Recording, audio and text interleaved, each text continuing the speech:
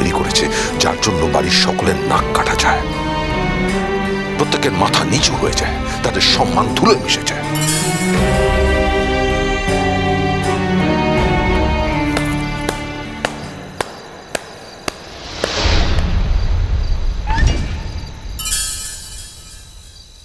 আরে প্রয়োজনটা কিসের সেটাই তো বুঝতে পারছি না।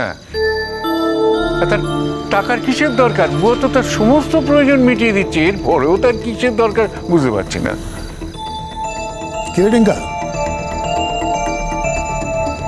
তুই তো আসল কারণটা জানিস। এদের এদের জানাসই কারণটা? না মা, আমি ইনসিস্ট করেছিল আমি যেন না বলি, এতে নাকি অশান্তি বাড়বে। এই অশান্তি শেষ হওয়ার না, তবে একটা কথাই বলি টিঙ্কা, যেটা সত্যি সেই সত্যিটাকে সবসময় বলবি, দেখবি তাতে হলেও অশান্তি কম হতে পারে। বল এদের, বল বল আসল কারণ। মা মহারাজাকে একটা ক্যামেরা কিনে দিয়েছিল ওর রেজাল্ট বেরোনোর পর। ও মায়ের কাছে বায়না করেছিল একটা সেকেন্ড হ্যান্ড ক্যামেরা, 12,000 টাকা দাম। মা চাকরির টাকা থেকে জমিয়ে 6,000 টাকা দিয়েছিল ফার্স্ট ইনস্টলমেন্ট, ভেবেছিল আস্তে আস্তে বাকি টাকা থেকে দিয়ে দেবে। কিন্তু তোমাদের জন্য তো মাকে চাকরিটা ছাড়তে হয়। আর যার থেকে ক্যামেরাটা কিনেছিল তার বাবা হঠাৎ রেগে যায়, সঙ্গে সঙ্গে পরের দিন টাকাটা চায়। আচ্ছা পাপা, আমাকে একটা কথা বলো তো, তুমি বুকে হাত রেখে বলতে পারবে যদি মা তোমার থেকে টাকাটা চাইতো তুমি মাকে দিয়ে দিতে, অপমান করতে না? তোমার অপমানের ভয়ে মা মরমে মরে যেত, সেই জন্য মা তোমার থেকে টাকা চাইতে পারেনি।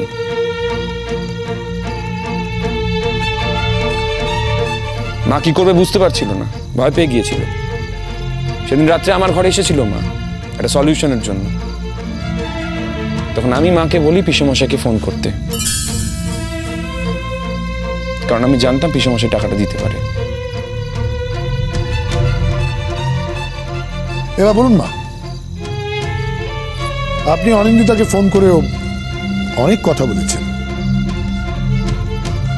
আমার আসার পরে অনেকগুলো কথা বলার চেষ্টা করেছেন, অন্তত ইঙ্গিত তাই বলে। এবং আমি হয়তো এখানে ছিলাম না, কিন্তু বৌদিকে যেসব কথা আপনি বলেছেন তার একটা আন্দাজ আমি পাচ্ছি।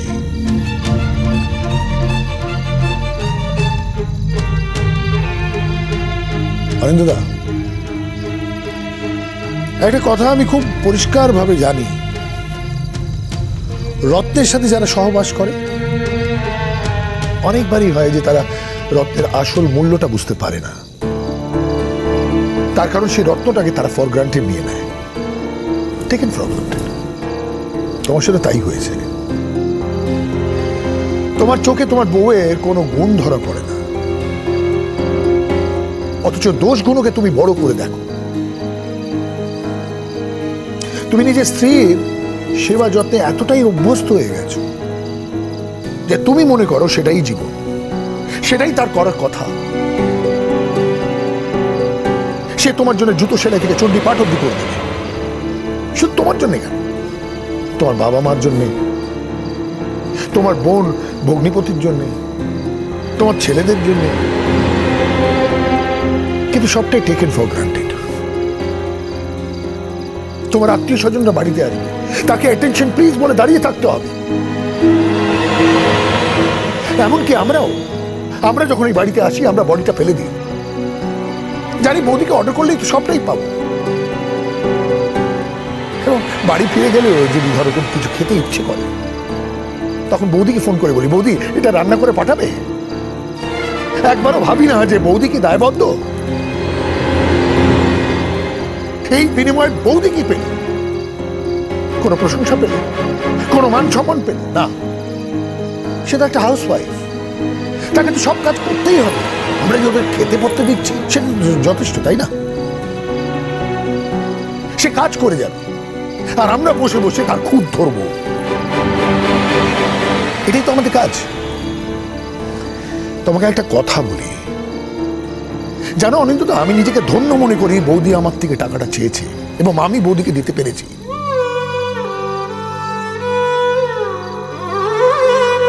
আমি জানি বৌদি কতটা কষ্ট পেয়েছে, কতটা এম্বারাসড ফিল করে আমাকে ফোনটা করেছে।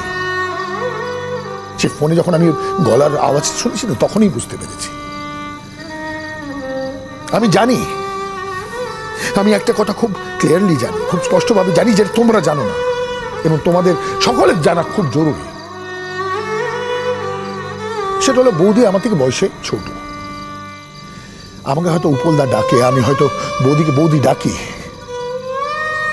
কিন্তু আমি মন থেকে মানি যে আমার থেকে বয়সে ছোট সে আমার ছোট বোন।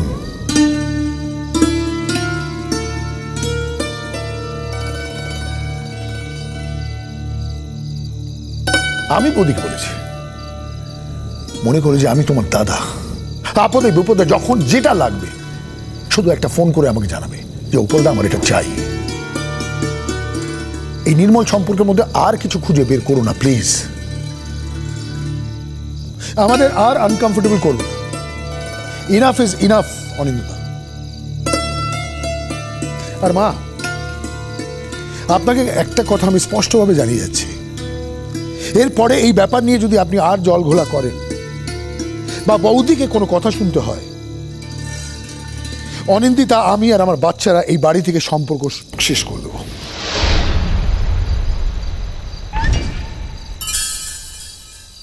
এই বাড়িতে আমি অনিন্দিতাকে আসতে দেব না। ও যদি আমার স্ত্রীর পরিচয় থাকতে চায়, তাহলে ওকে স্পষ্টভাবে জানিয়ে দেবো যে এই বাড়ির সাথে ওকে সব সম্পর্ক শেষ করতে হবে। ফলে আর কোনো ইঙ্গিত করার আগে ভেবে দিন যে ইঙ্গিতটা আপনি একটা ভাই বোনের মধ্যে করছেন।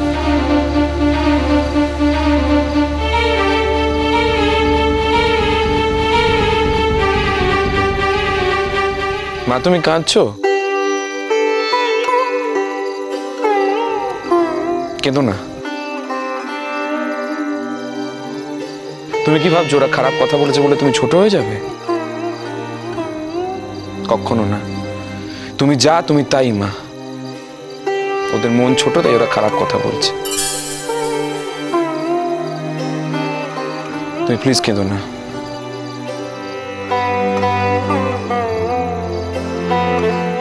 ডিঙ্কা,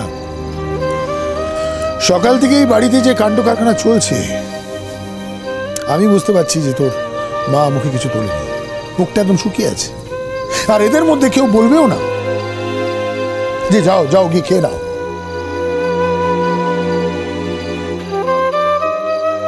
বা কেউ খাবার বেড়ে দেবে না। তুই তো আলাদা, যা মাকে কিছু খাইয়ে দে, যা। মা, টাকাটা উপলকে ফেরত দিয়ে দাও। আমি নিজে বোনকে টাকা দিয়েছি, সেটা আমি ফেরত নেব কি নেব না সেটা আমি ঠিক করব। আমি তোমায় বলছি উপল, তুমি টাকাটা ফেরত নিয়ে নাও। কেন কেন তুমি এই ভাই বোনের মধ্যে ঢুকছো? কই, আমি তো তোমাদের ভাই বোনের ব্যাপারে ঢুকি না। উপলদা, তুমি টাকাটা নিয়ে যাও প্লিজ বৌদি। আমি যে সম্পর্কের দোহাই দিয়ে এত বড় বড় কথা বলেছি, সেখানে আমাকে ছোট করে দিও না। তুমি যদি আমার ধার শোধ করতে চাও, তাহলে নিজে রোজগার করে আমার ধারটা শোধ করো। স্বামীর টাকা নিয়ে দাদার ঋণ শোধ করার কোনো মানে হয় না। ডিঙ্কা, মায়ের খেয়াল রাখবি। বলে যাস না যে এখানে কেউ জিজ্ঞেস করবে না, কেউ বলবেও না তোর মাকে যে যাও গিয়ে খেয়ে নাও, খাওয়ার সময় হয়ে গেছে, খেয়েছো? আর বৌদি, তুমি তো নিজেই জানো এই সংসারের দায়িত্ব তোমার কাঁধে।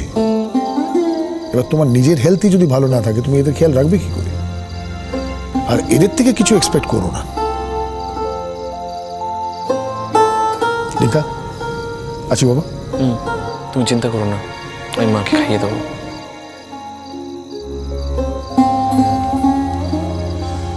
যাবো, আসি। মা, যাওয়ার আগে আপনাকে একটা ফাইনাল কথা বলে যাচ্ছি। এই নিয়ে আর বৌদিকে কোনো কথা শোনাবেন না। যদি আমি জানতে পারি যে কোনো কথা শুনিয়েছেন, আমি কিন্তু অনিন্দিতার এই বাড়িতে আসাটাই বন্ধ করে দেব। আসি মা। বাবা গুড নাইট, আসি। উপল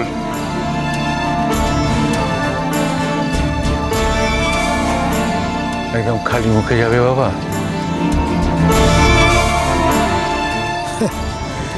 আপনাকে কে বললো বাবা আমি খালি মুখে যাচ্ছি? এই যে এতগুলো কথা শুনলাম, আমার মুখ ভরে গেছে, আর পেট তো ভরেই গেছে।